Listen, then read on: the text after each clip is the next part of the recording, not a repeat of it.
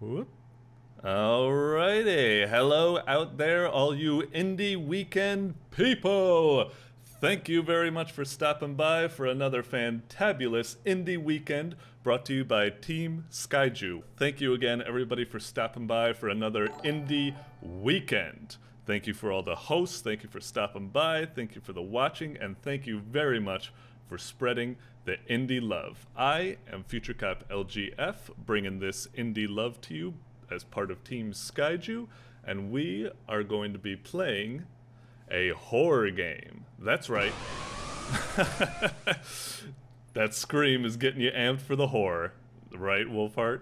All right, so we've been through all sorts of stuff. We've been through space games, we've been through Gatling down little hamsters, we've been through mind-bending puzzles, but we have not landed on a Team Skyju classic, which is horror. Now, people know me. Usually I am really, really bad with horror games. But there's an exception to that rule for me. I am perfectly fine with horror games that explore existential horror, a little bit of dread. And there is nothing more dreadful than a 9-to-5 job for minimum wage. And that's why we're playing Happy's Humble Burger Barn.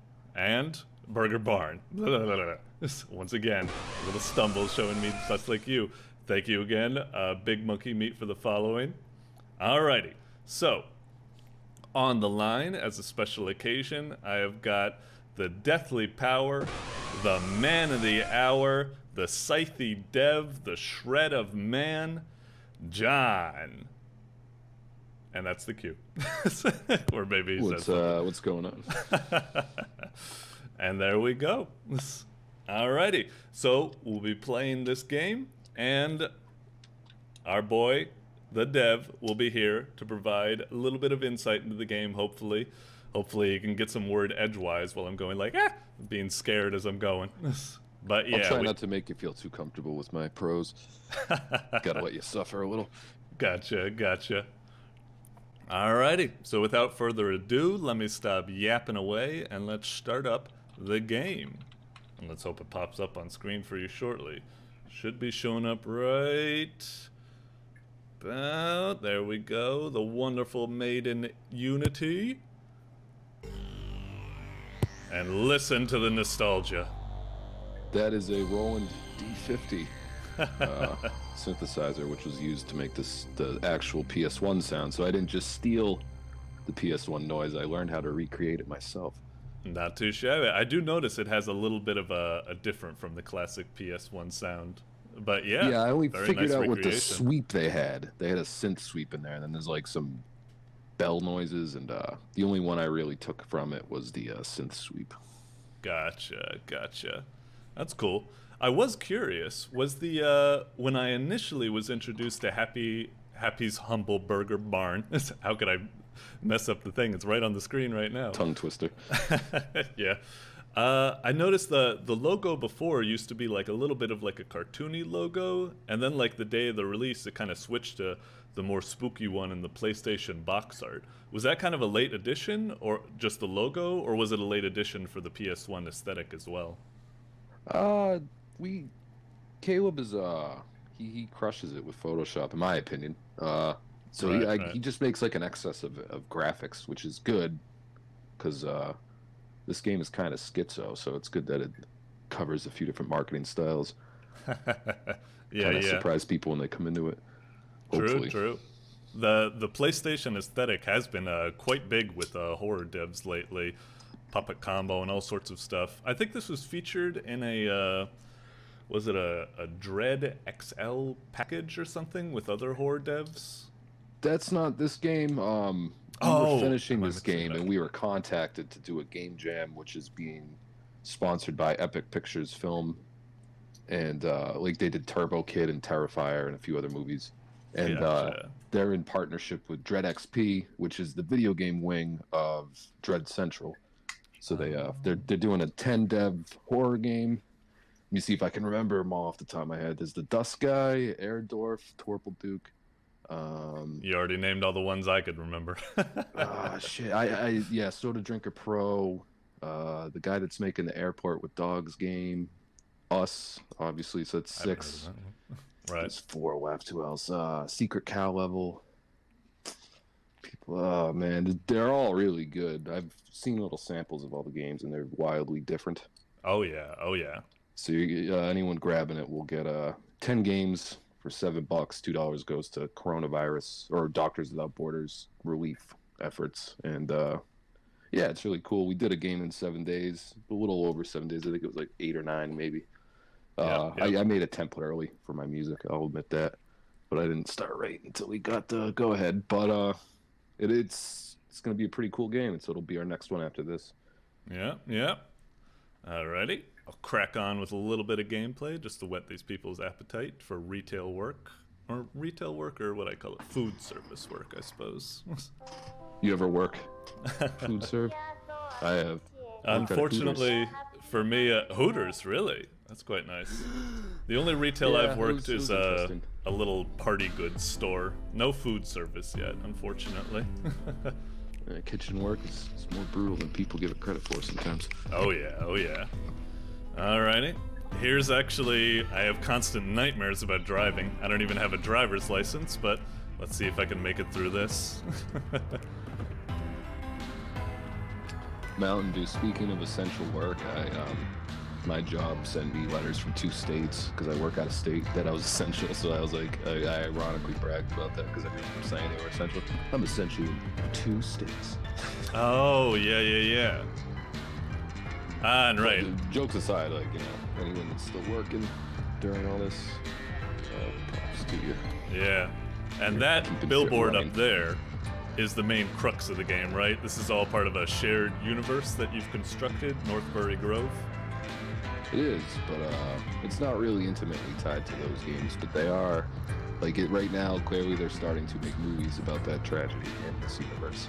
Ah, gotcha, so it's gotcha. sometime after those games, which it was a trilogy that all took place on one night. It's like a slasher epic. Yeah, I've seen USMC Sky go through a lot of those slasher type games. Those are the type of games I don't fuck with them. But with a game like this, that's alright. Whoops, I just pulled up to the drive-thru. Hang on, gotta reverse. 10 o'clock and 2 o'clock. Actually, I don't even think it's 10 and 2 anymore. Is it like, you're supposed to like undergrip the steering wheel? Ah, whatever. I drive with one arm like a psycho. Like, I'm like, in high school, someone's like, it looks like you're driving with the intention to punch someone in the face. I'm like, no, it's just easier to drive with one arm. Gotcha. You to control the radio, light the bowl, all that stuff. Yeah, yeah. How big is the, I saw you mention someone earlier for the Photoshop. How big is the team for Scythe Dev? We've got 4 people that are basically, you know, we work on it all the time. Then we've got people that come in and help out on other stuff sometimes. Just do voice acting here and there and stuff like that. Gotcha, gotcha. Oh, a couple of people, that's right. USMC Sky was also called in for voice work as well, right? He did, yes. He did a commercial for, I think it was Donovan Draft in one of the radio broadcasts. Gotcha. In fact, there's a reference to that beverage in this game somewhere. Cool, cool. Alright, I'm barely through my smoke, but I'll head on in, I suppose. Click. You didn't even start your shift yet. That's how much this job is hellish. Alright.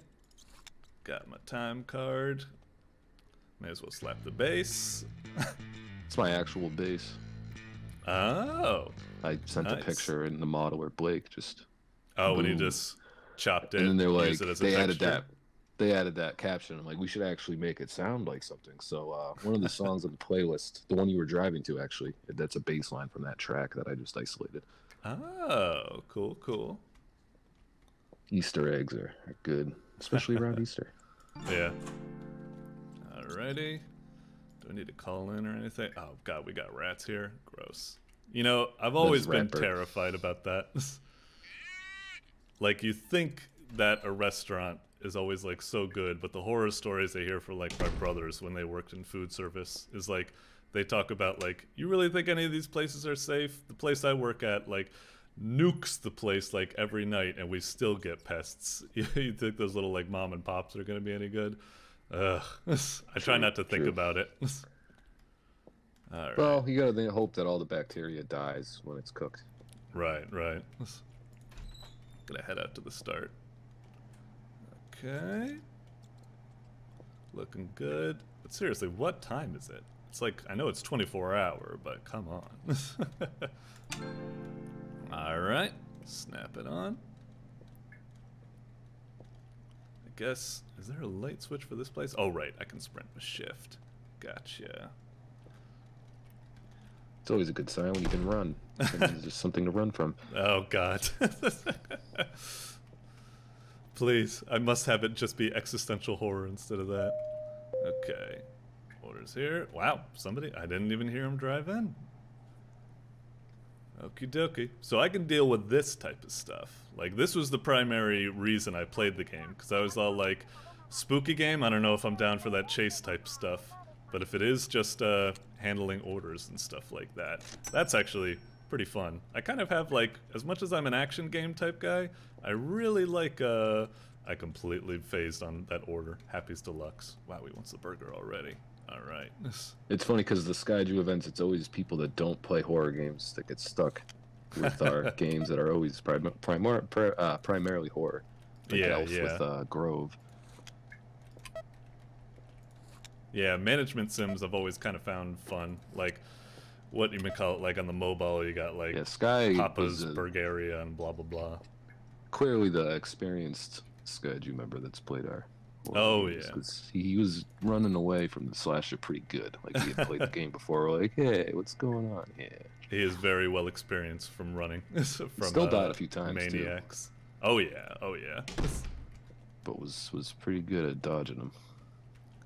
That's the tricky thing about those, like, games especially, where, it could be real tricky, like, games like Outlast 2 and other slasher games, when you're, like, in so many chase sequences, sometimes it runs the risk of kind of turning, like, frustrating. Oh yeah, do I need to flip this? Yeah, I agree. I think that the quiet moments make the scary moments scarier anyway, because it's a juxtaposition of, oh, look at this beautiful scenery, and shit, I'm gonna get stabbed. Exactly. And Outlast was a game that I personally was inspired by.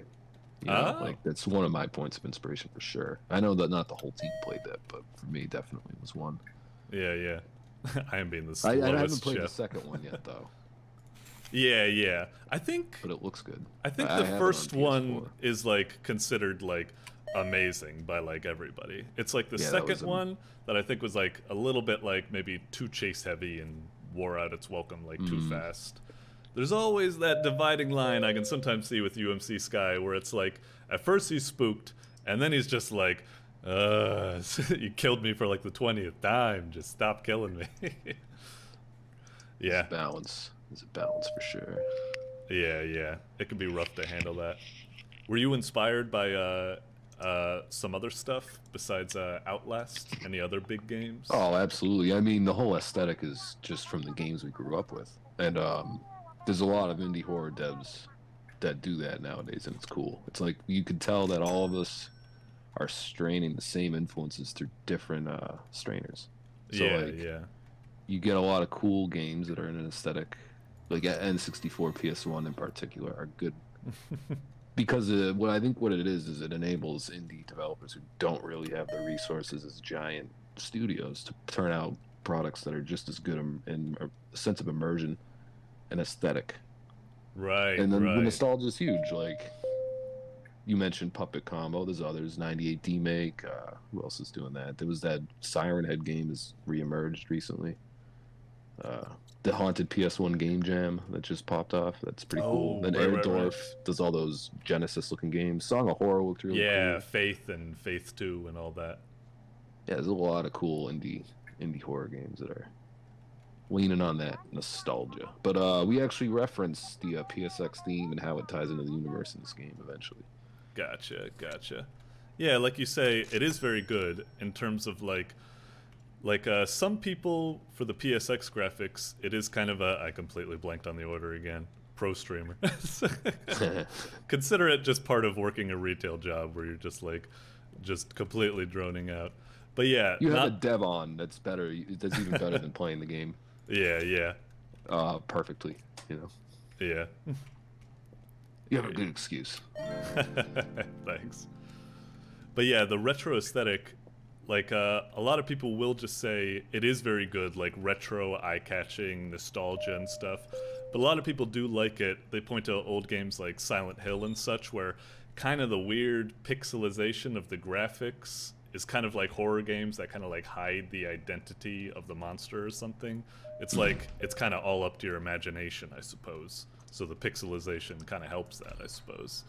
Lord knows, like Silent Hill 1, like still really stands up for me. It does, like it makes it creepier for some reason. But we've started to move into more like our attempts at AAA graphics as well, and we'll do this for fun. Oh wait, because they're still both very fun to work with. Step. I need a smoke. I'm blowing it way too much, skipping steps. But yeah, the previous Northbury Grove games, they've been in kind of like a similar graphical style to this, but you're saying you're maybe like even increasing it? Or were they maybe were not as PSX? I'm trying to remember, actually. Senile Showdown was kind of N64-y, but it was like a final fight type game from a first-person perspective. We only did that game because everyone was getting so burnt out working on Walls Closing In, which was, like, took us a year, and it was like a 3-hour game if you're playing it for the first time. I would hope that's like around roughly the runtime. Right, and, right. Just working on horror games and like murderers and all that shit for so long. We're like, we need something goofy just to cleanse the palate and give us a break. That's so pretty we cool. made Senile Showdown, which is N64. Walls Closing In had like, I consider them AAA graphics. I can say that because I don't work on the graphics, but I think they did the modeler and textures. I did a little bit of stuff. I'd like used Blender to design my first ever models, which were a few arcades and the corpses of children. That was the first thing I ever made in Blender. Jeez. But I thought they did a great job. It looked really, really fucking good in my opinion. Very slick. It was the true step up from the first games. Cool, cool. I didn't even realize. I gotta look into that. I thought you guys were just like horror games, like 24/7. But now, like, I'm finding out you have a beat up, one of my favorite genres. I gotta look into that. Oh yeah, Senile Showdown is much more comedic, not horror. The only horrifying aspect is there's a naked NPC. Right, but right. That's debatable. Maybe someone finds it titillating. You never know these days with the internet. Right, right. Then what else we got? Entity was kind of a that was a horror one too. That was a little closer to PT though. Yeah, yeah. It was running away from things. Running away from things is a classic theme of all horrors, yeah. God damn it. Well, the spookiness has started already. Crap. Let's see if I can make it around. So you might notice the like we'll get the trees and the billboard and the city. Caleb did some weird effect where it's always facing you, which was an old PS1-y thing. Kind of reminds me of like Doom and that 2D sprite kind of stuff. Gotcha, yeah, like follows your direction. Kind of like the build engine as well. Yeah, I love that aesthetic. Right. It's awesome. It always looks kind of weird when like you get right up to the sprites, like right on like their pivot point or something, and start like rotating. It's just like exactly. But as long as you're far away, it's like, hello, anybody in? Just the weird.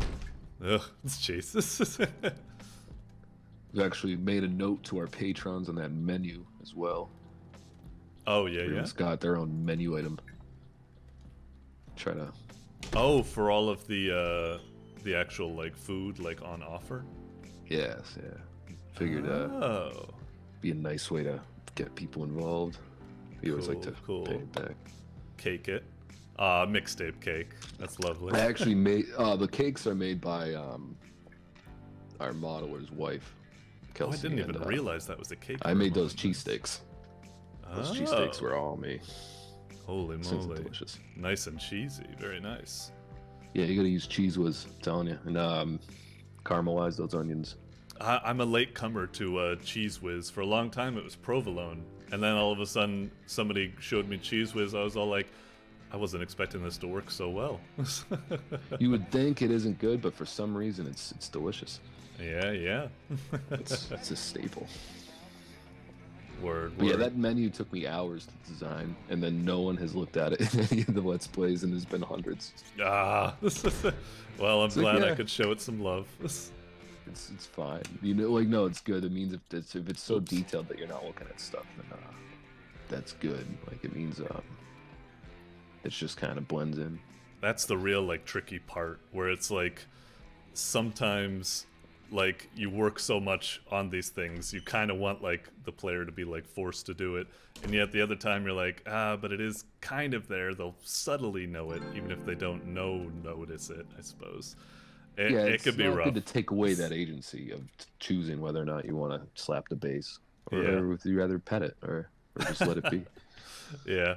I remember early on in, like, movies and stuff I used to do, I would hold on shots for way too long, because I would just be like, look at my work, damn you, appreciate it, when it totally killed the pacing. I'm just like, that was really bad. Hang on, I think I need to hit the light switch again. Alright, so we got through that crazy horror. Door was jammed for some sort of reason. Probably just been pranked a bit, no problem, no problem. Oh, whoa. I think someone, did he give me double money? Or we actually might have got some money left from that other customer. I think they just got pissed and left. Whatever. I'll take it. More money to me. More money, more problems. Yeah. Alright. So he wants a soft drink and a shake. Alrighty. Bam. Huge ass drink. Dude is thirsty. Yeah. Yeah, I've been guilty of doing that a couple of times. Usually, if I do a shake, I'll have that as a replacement for a drink. God, this is like the worst sounding shake machine in the world. When I say worst, I mean, of course, good in a horror aesthetic. I like breakfast when you get, like, giant breakfast and then, like, a glass of milk, a glass of juice, and a glass of coffee. It's like overkill, but it's tremendous. Oh, it's almost like, yeah, it's almost like too much drink, and yet at the same time, you kind of want all of the variety, I suppose. That's true. I think, like, I'm not even, like, the first to stream this. From what I've seen, you've already had, like, tons and tons of, like, streamers and, like, rave reviewers and stuff like that. So has it been going pretty well? Yeah, this game, for the longest time, Northbury Grove, our debut, was by far the most played and sought after, but this one is already catching up to it. I think this one's going to overtake it, which is... It's bittersweet, you know. Northbury Grove was kind of our definitive title for so long, but I think after this, it'll be after a while it'll be this. They covered it on PC Gamer. Yeah. Probably due to you know, just seeing it. They heard about it covering the Dread X collection, so they're like, oh, what else do these guys have? And they found this new free game, and they're like, oh, let's cover that. It's pretty cool to see. Gotcha. Yeah, I saw it, like, on, I think the itch page mentions, like, Happy Gamer, PC Gamer. You also got a Indie Game Planet, was it? Wait, did this guy want fries, or no? He went to Happy's Deluxe. Ooh, the Happy's Deluxe are the best to build. Here's a tip for other indie developers if they're watching. You got to pick a game that has, like, something you can land SEO for, because the game before this that we did, Entity, I really think just the fact that the name was something so basic hurt our ability to even find the people that played it. Because if you search Entity, there's some other game thing that's tied into Entity we never heard of. Right. Definitely try to research every title you come up with, and, you know, act accordingly. You know, one thing we did for this is, since it's our own universe, one thing I did to build worlds, come up with country names. You know, you had to come up with a lot of fucking names if you're coming up with your own universe. I would just take the name Scythe and then translate it to other languages, and then just piece together new words, and then I'd Google those, nothing.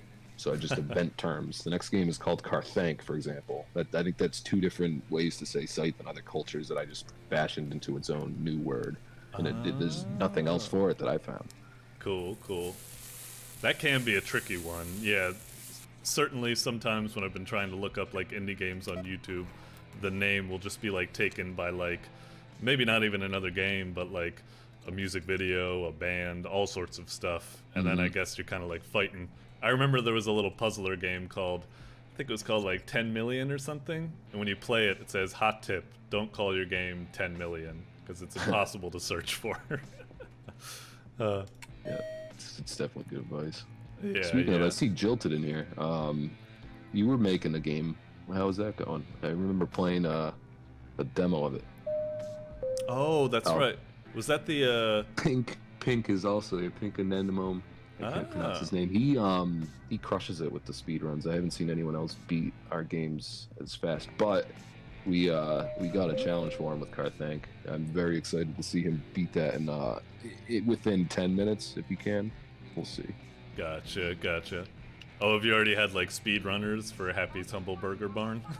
For this one, I don't think so, but this game is kind of on the rails in that you have to wait for people to come in. So speed running would probably be a little trickier, and then you could just, Gotcha. But you never know these people. They'll probably do something like, oh, if I just jump on the counter, somehow it'll advance the clock and get a customer in faster or something. I don't know. They always amaze me. If there is something like that, we wouldn't know about it. There's some weird things about the slasher that were never programmed. He just kind of has his own. Gotcha. This guy wants double fries. He's really going in for the fries. Nobody's ordered the salmon nuggets yet. I remember being so surprised by those. Surprising. Wait. It's funny because salmon nuggets sounds like something weird, and like everyone's reaction is like, "Ugh, gross," but then they Google it and they're like, "Oh, this looks like gourmet-ish food." It's like, yeah, I think most of the time salmon nuggets aren't like. It's like more of a delicacy than a. It kind of sounds like something like how McDonald's does like, what do they do, like chicken select or something? This is not sponsored by McDonald's. Like they try to like fancy it up or something. Like, Christ! Well, it had to happen at some point. Like Joe Dirt, church it up, dirty. Yep. Someone at the drive-thru? Nope. Okay. Light switch? Okay. Check the drive-thru speaker. Alright. Let's give it a go. I wish we had cameras, Sheldo. I wish. Alright. So you make games too, huh? I'm finding you on itch.io right now. Final Pharmacy. That sounds hilarious. Yep. That was actually, like I was talking about, I like this game because it was a management sim type game, and Final Pharmacy was my first management sim type game as well. It's pretty fun to make. Did you design all these graphics? Yep. Although, like, obviously I did them a little bit off. Why the hell is there a cow in front of the... Based them a little bit off of Final Fantasy 1, of course, yeah. Oh no, they look good. They look awesome. You know, we obviously did ours based off PS1. I love retro and nostalgia stuff, but sprite stuff is really cool. Yeah. Have you ever considered 2D for? Oh, I reached out to a composer. First time reaching out. It's like Did they have a? Did they use chiptunes? I had to check this out. Yeah, chiptunes. I was going like full pixely and such. It was nice. Like for a long time. You know, I was glad to hear that you had like other team members and stuff, because usually when I was starting out indie dev, I was like, I got to do everything myself. But Final Pharmacy, I reached out, got a composer, and it was great to work with them, and it felt good paying them and stuff, and yeah, good all around. Yeah, definitely. Our team, this fucking someone I worked with for a very long time on a record label. And then his childhood friend. So it was like really in-house. And then we brought in a few people. You know, our buddy Dylan. He made Aislin's Story. It's a game that's also available on itch.io for free. It's not finished. I think two different demo levels. And then also Gotcha. Henry. He made Fragments. He's still on the team. He's a new member. Yeah. He worked on Entity and Happy Humbles this game. Cool. You know, when I first heard this voice actor, I thought it was USMC Sky, but is it someone else? That's Caleb, and I think he was doing an impression of me. Are you fucking kidding me right now, dude? He's trying to do it, Mark Wahlberg Boston accent. I can't do a Mark Wahlberg. I can try to do a... Who was it? Listen, don't take this the wrong way, but if I see you here again on this construction yacht, I'll fucking kill you or something. I can't do it anymore. Christopher Walken? No, it may as well be. Again, I'll kill you. It was terrible. I can't do fucking... Yeah. Kermit the Frog's like, Kermit the Frog here, I'll fuck you up. Like, that's easy, but that's just... Actually, you know what? Kermit the Frog, Pee Wee Herman, and Arnold Schwarzenegger all kind of have the same cadence. Get to each other! Really? I'll go follow you. It's like they're all the same. Oh, interesting. That's kind of like when people do those mashups of, what is it, like 90s music, and I don't know the musical term, but it's like they all lead into each other, have the same chords, or something. I don't know. I only played piano for a little bit. Yeah, yeah. Lowest form of musical expression. It's like the miming of music. I'm just kidding. It's all good. Mashups have their own charm, you know. Like a lot of genres of music were actually predominantly based on being able to sample, like hip hop. They wouldn't have been able to otherwise, and it turned out some of the coolest music ever. Gotcha. Dre had a really good taste in music. He sampled some of the best funk ever. Yeah, yeah. And then they'd produce over it, you know, add more moogs and stuff. But that's kind of like the hip hop soundtrack I did for this game, all that lo-fi hip hop. Yeah, yeah. It's actually all hand played. Ah. But it's not. That's the 6-string bass was used in the production of that. And, it was really fun to make. Yeah, yeah. Some lo-fi. I'm surprised when I first saw this in the game. I thought it was gonna be like I'm gonna have to like wash my hands like each time I make something. But nope. Yeah, we made this during the COVID, and it's just like we're in a weird time in history, and it's like we gotta reference the fact we're in an apocalypse. Like, there's no way. Yeah. Around that. It's not meant to be insensitive, of course. I mean, I'm surprised I haven't seen games about it yet that are wicked insensitive. Like, that wouldn't surprise me if that popped off. Like all the school shooter games from the 90s and shit. Right. Like Columbine the game and all those weird. So I was kind of worried about that at first. Like, a lot of the people, so far I've seen, like, some games based off of, like, COVID. Usually I think they're all, like, ugh, that noise always gets me. Usually they've all been, like, pretty, like, tasteful and, like, not really being exploitative or something like that. But there is always kind of the fear, that it's just like, oh, you just took a game and you just slapped this on to kind of, like, make it stand out or something. Yeah, like, I don't know. Ah, Christ! Speaking of COVID and plagues and apocalypse. Well, great. Oh, boy. Yeah, fun fact, one of those choir sounds are pulled from different sources. Like, there's a Fairlight choir sound, Fairlight CMI, which is a very popular synthesizer from the 80s. There's an Emulator 2, which is one of the synths used in the production of Terminator soundtrack. There's a Majora's Mask choir in there. You're stuck. You gotta go out. The chair's being particularly stubborn all of a sudden. Yeah. Bummer. And I'm guessing the phone doesn't work. Yep, phone doesn't work. Classic horror trope. That's always getting more and more difficult. I hear like horror people getting more and more difficult with how we're connected nowadays, that you got to keep finding more and more ways to shut off phones and communications and such and such. True, but technology is also horrifying. I mean, I live close enough to Boston Dynamics where those robots just running like quadruped. Oh, like animals the big horrifying. Dog or what have you and stuff like that. They can be pretty spooky. Oh boy. Like the benefit of living that close to Skynet is that they're not going to nuke themselves, so I won't get hit with that. That'll be farther away, but then I'll have to fight them. I'll be the first line of defense. Gotcha. Oh boy. Yeah, does they even give us? Does Happy Humbles even do health insurance? I doubt it. Yeah. Oh God, mannequins. Oh goodness gracious. Oh, and this was that Henry's first scare. He designed this. This is his first. This is kind of that 2D sprite thing you were talking about, yeah? Yeah. Duh.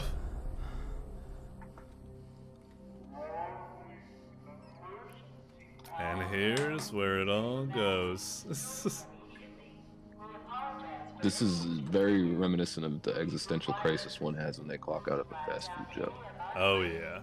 I freaking love this. It's awesome. Very much reminds me of games like, I played Prey recently. It did kind of a similar type of thing, where it's like caught in this weird situation. It's nutty. Look at the menu now. Very awesome friggin' twist. Yeah, yeah. This is another time. This is the menu I actually wanted people to see. The other one, the Patreon one, but this one, if you read it. Oh right, this gets mentioned later on in Act the World. I'm getting some. What was that movie called with Roddy Piper and stuff? They Live. That's They exactly Live. That was exactly my inspiration. I love that movie. John Awesome. Carpenter's the shit. God. Not only was that movie the spooky, cheesesteaks? I love the fight. Oh yeah, the cheesesteaks. And read it. It's funny. I didn't mean to Optimism do and this. faith. Achievement, triumph. All of your dreams will come true. Every wildest fantasy will become reality. All you have to do is serve the hive mind. Become one with the herd. For $5 more, deep fry it. I just forgot to remove that, and then when I exported it, I'm like, oh, I'm keeping that. That's hilarious. Ah, that's Happy awesome. mistake. I was just about to ask that if there was some happy accidents during development, and that's a classic example. I love that. Yeah, there's one. There's one for sure. Oh, jeez. Oh, I just realized that this guy, he's not even 3D anymore. He's totally 2D. Whoa. Jeez. All right. Well, our world has come crashing down on us. Bloody hell. Oh, I read all the instructions. I believe there was a PSX filter or effect that turned off when the simulation ended. Oh, really? Maybe like a slight warping of graphics or something like that? That weird, like, what is it called? Like, lack of mapping or floating point thingamajiggy? Oh, I think maybe you're right. I think they're kind of shifting in a different way when I'm, like, slowly moving up and down or something. Like, if you look at Right. the wall that you didn't see before that had, like, all the projections Right, of right. fake outdoors. I think that's like a 4K texture. Maybe not that one, but Gotcha, gotcha. I don't know the exact Man. technicalities. This is nutty. But you know, this is the reveal that in any of our games that are low poly or lo-fi, it's Yeah, yeah. because you're under the influence of drugs or brainwashed. Yeah, yeah. So we're basically explaining why we have different graphical quality throughout the series. Right. I mean, There's a yeah, reason this for is it. kind of what you're talking about. The shininess of, like, and the wall textures for this are, like, really kind of, like, clashing with the aesthetic before. It's kind of cool. Also, it's spooky as hell, as everything in this game. I feel kind of bad. I'm not, like, screaming as much as, like, the YouTube, like, classic streamers and stuff like that. I probably should be doing that a bit more. Some of them do, some of them don't. Everyone's got their own style. Yeah. If everyone streamed the same, it'd be like if everyone made the same game. Word, word. In the event of an emergency, follow the evacuation route. Paragon. It's That's classic. some of my graphic design. Nice. I love it. It gives me such, like I've seen it in kind of like Prey. Also, it's kind of like a Resident Evil type thing. Every Resident Evil has got to end with the secret Umbrella Laboratory underneath the mansion True. or what have you. Absolutely. And then a little bit of Westworld. Oh, yeah, yeah, yeah. The I show. just- I haven't seen the movies. Westworld, Oh, Future yeah. World. I haven't I've only those seen a yet. couple of episodes. I think I Pretty learned good. how to play, like, the ditty on the piano, but that's because they show you how to play it in the opening, so Oh, true, it's true. kind of cheating. What do you got, a piano or like a keyboard? Oh, I don't have it here, but we got a grand piano back at my parents' place that occasionally I like to tickle the ivories, I suppose. Oh, definitely. Yeah. I fucking played all the piano you're hearing. I love it. There All ain't those nothing synth more sounds. evil than Japanese freaking institutes. It's crazy. I We're see- trying to do more localization, and Oh. there was a lot of you know, streamers like from Asia, and like I think they appreciated that we gave them this, you know, and I'm like, oh, nice, that's awesome. Like, I'll do this way more often. Yeah, I noticed you even got the katakana and such. Robi, and then for the extension of Google the sound. Translate. That's oh, I don't know what I was doing. Wingu. Is that all? Yeah. That's all correct. It looks right now. I don't know about these ones because that's all kanji. I've only memorized katakana and hiragana. Katakana is kind of what you use when you got like an English word, but you create the Japanese syllables to kind of like form it. Like this is just like ro, bi, and then the extension. So robi. Oh, okay. So yeah, kind of works. Meanwhile, this thing, kanji has like multiple syllables in like one word. So yeah, this is all crazy stuff.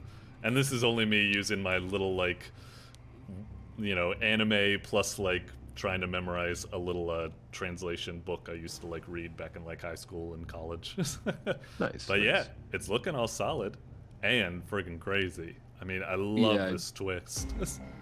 Oh, these guys are actually 3D. Yeah, some of them are 3D. That one in the, I like the T-pose. I didn't even know what the T-pose was, honestly, until people started commenting it on the streams. Yeah, I feel like I gotta put my hand in front of me. Frickin'. The darkness will always be a classic fear. The walls are closing in right here. There's a little reference to our other game. Oh, nice. Yeah, the Japanese text is awesome, Sky. I just love the look of it. It looks awesome. Cool. I have heard that localization, like, a lot of indie devs, like, don't bother with it, but a lot of publishers are coming out and saying, like, you are missing out, like, probably, like, more audience than you would think, like, maybe, like, 50% or, like, more, getting, like, if we other had, like, languages a giant and stuff. budget, we'd do as much as we could. You know, we do whatever we can. We're gonna try to do as much as localization. You know, a lot of it's people reaching out and helping. Right. Of course, if anyone helps, I assume we'll just give them free music and free games. Gotcha. Although we give so many games away already as is. The only one that's charged is Walls Closing In. The rest are actually free, so if anyone wants to play them. Gotcha. Oh, let me grab the itch.io link for you. The simulation scenarios. The Wageslave. Happy's Humble Burger Barn. Low-wage fast food worker. Living paycheck to paycheck.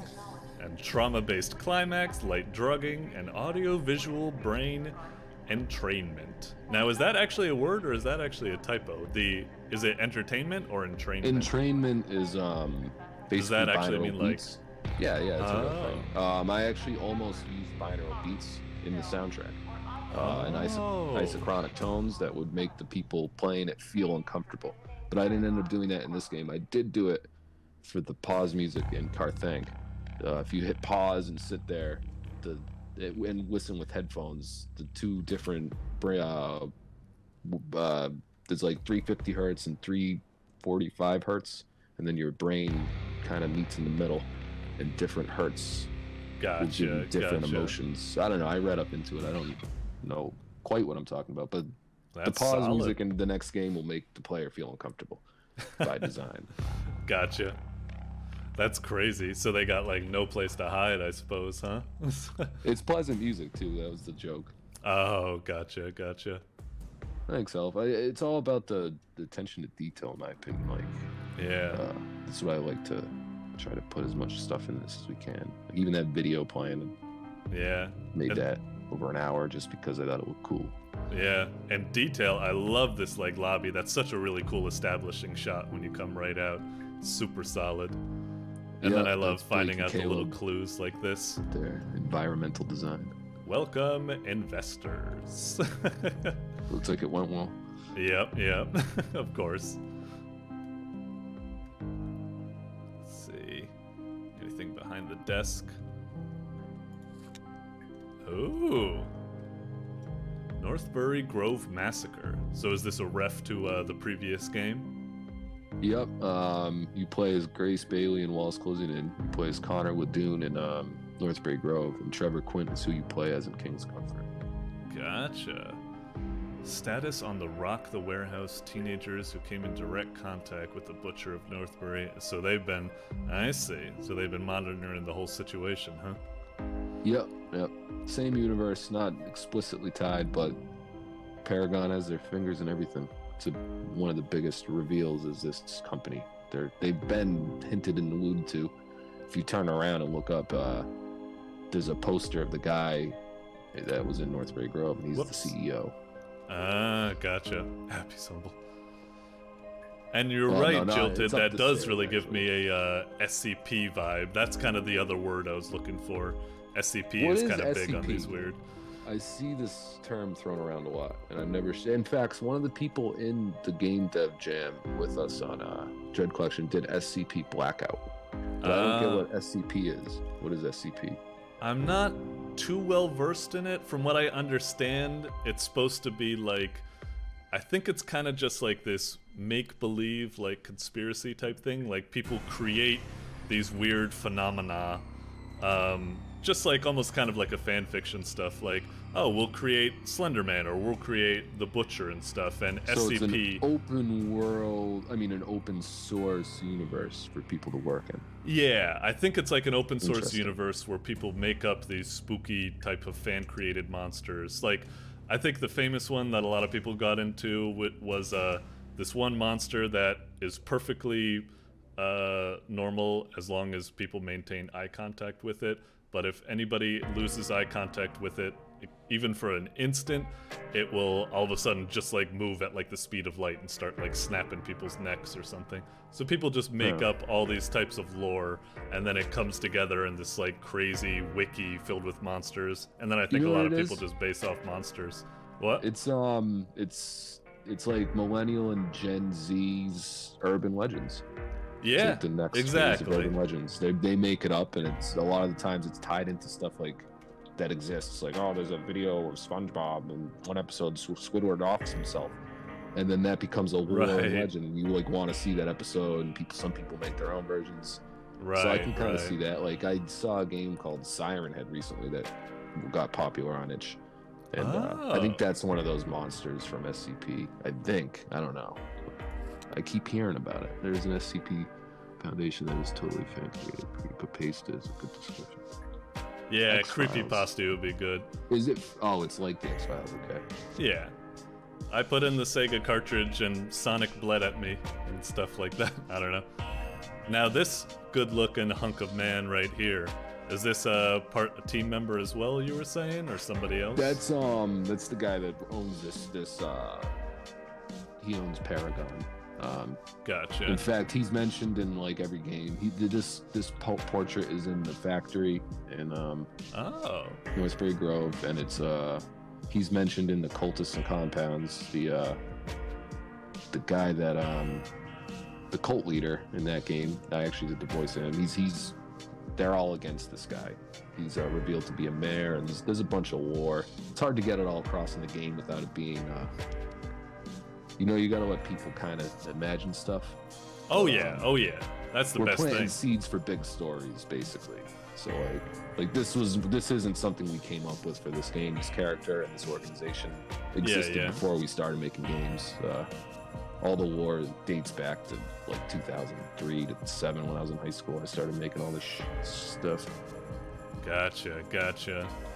So this guy's the big brain behind creating all these cheese maze initiatives, hypnosis, audio triggers, weird therapy and programming. That's nuts. 3 of my albums are concept albums that tell this dude's story. Oh. So they're all kind of spoilers for future games if anyone goes and looks, but they're just song titles, so we don't have to go by those. But the original story of the universe is all this is set before the albums. The albums are in the future. That's cool. It's kind of like some build weird up the world first. Yeah, I love that like extended universe type stuff. Reminds me of games like Remedy games kind of do that. They always have like little TVs like playing shots, and I think even Quantum Break mixed in live TV shows along with the game or something like that. It was interesting, and it's cool to see indies do that. Oh yeah, that TV up there is going to pop on and it tells you what happened here. Gotcha. This is something else people skip. They think it's just flashing this, but I actually explained why this place fell apart. Oh, really? No, Yeah. I totally went for this just because I was like, oh, maybe it has information. So I went for it. That's surprising. I guess I could see people skipping by it because maybe they just think like, oh, it's just more alarm and flashing fluff or something like that on the side. I don't know. I actually uploaded this to our YouTube because it's, I don't know, I had fun making this. Yeah, yeah. No, it's really cool. It's just creepy end of the world broadcasts. Yeah. Have you had like a lot of like YouTubers, like you already mentioned like the menu and this, have some of them like maybe like completely like missed like a scare or something like that as well? Well, you know, everyone plays different. Some people rush through games. Oh yeah. Some people play games to rag on them, which is fine. It's kind of funny. Some people might over emote. Some people get real scared.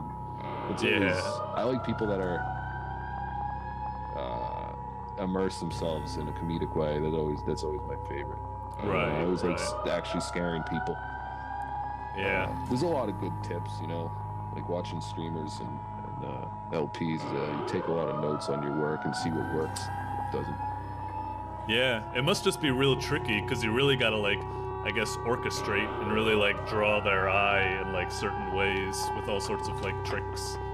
And yeah, it must be cool because horror games are really nice for streamers. So in Tune, I guess it's almost like a symbiotic relationship. You gotta get a lot of feedback from people loving the horror games and streaming them. That's why Entity is all about streamers. There's a little chat in the bottom left of the screen, and the character you play as is streaming live. That's the whole concept of the game. Oof. Jeez.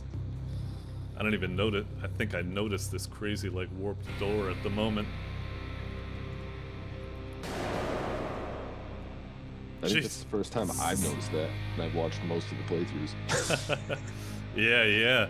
Something crazy must have happened. I've definitely I've fallen behind. It just becomes impossible at some point. You can't do all of it. Yeah, yeah. It's like, all right. If people tweet us though, or leave a comment on our, if they like leave messages in our HEO, I try to watch and leave a comment just so they know that I checked it out. Right, right. Alright, looks like we're starting to run out of time based on Diz Sky, so I'll try to wrap up with some of the other questions. I guess, was like, how can people like support you? I know you said like most of your games are free and stuff like that. Like, would it be like follows, streams? Are there any like paid games in particular and stuff you're going for? Like, I'll definitely pop into the chat.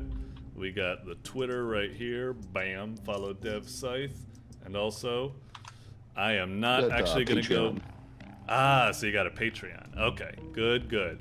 Well, people out there, if you like Dev Scythe's work, love this attention to detail and crazy stuff, get on that Patreon. Got it in the chat. And also, I am not actually going to go beyond this door. You are just going to have to play Happy's Humble Burger Barn yourself and get your own experience. Because I don't want to spoil it completely for the people out there. Sorry.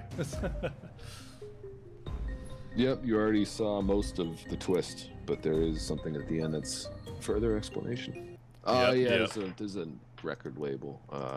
There's a Bandcamp, should I say, for the music. Also, I'm on Spotify. Gotcha. So we got the Bandcamp and the Spotify. I can definitely try to post those links. Gotcha. I don't even think this album is on Spotify yet. But there's a YouTube playlist. Yeah, yeah. And then I stream too. If anyone wants to watch me jam, just jump over sometime. Can be nice. Can be nice. What would be the next steps for you guys? Like, you got a game in the works like right now, calling it cool for the moment, or what have you? We finished up Carthank, and then I'm gonna learn Unity. We've all been trying to learn new stuff. That Carthank game should drop within a few weeks. They're trying to get it out fast, and I know they're going to do a volume 2 more than likely with other horror devs and just keep doing it. So yeah, there's going to be a lot of horror games coming out. Good, good. Are you thinking of switching it up with any of the other games besides, like you said before, like is horror getting too much and you might do another game, or are you sticking with horror at the moment? Personally, I want to make a comic game, like a Deep Impact. Oh, really? That's what I would like to make. I've never heard of that genre, a comic game, but it makes sense, I suppose. Exactly, that's my whole point. But I watched that movie the other night. I'm like, this is just an existential dread, and you can't even do anything. I'm thinking of just a game where you do menial tasks, like you're washing the dishes, and then outside the window is just a comet that gets bigger and bigger. You need to like prepare for the apocalypse and buy stuff, but I won't burn too much of the idea on a live stream. Gotcha. Someone's like, "Hey, I might make that game." Oh, I'm always afraid of that as well. But yeah, because like Deep Impact and Armageddon, incidentally, were both released within like a few weeks.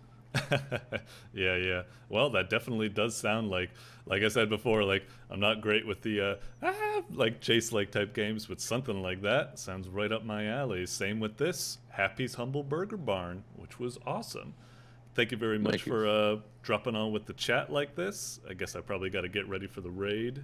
We had go with the Patreon, follow them on Twitter, check out the upcoming games like Car Thank.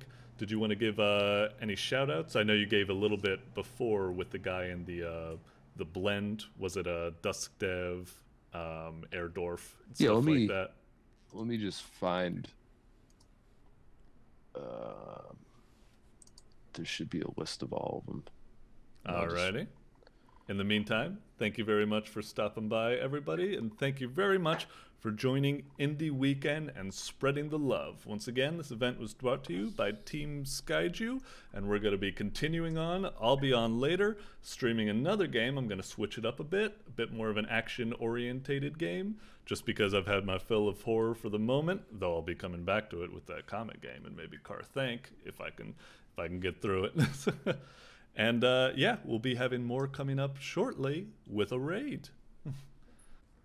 Yeah, I got a link. Just follow the link, and they're all in this announcement. And check them all out. Gotcha. All right, well, thanks for having me, and I'll see all y'all around, hopefully. And I won't be working as crazily as the last 2 years. Yeah. Okie dokie. Thank you very much for dropping by once again. This was, once again, the man of the hour, the deathly power, the John of the Shred. Thank you once again. Toodles. Later. Alrighty, and I'm starting the raid now. Hopefully. Is it actually working? We'll see.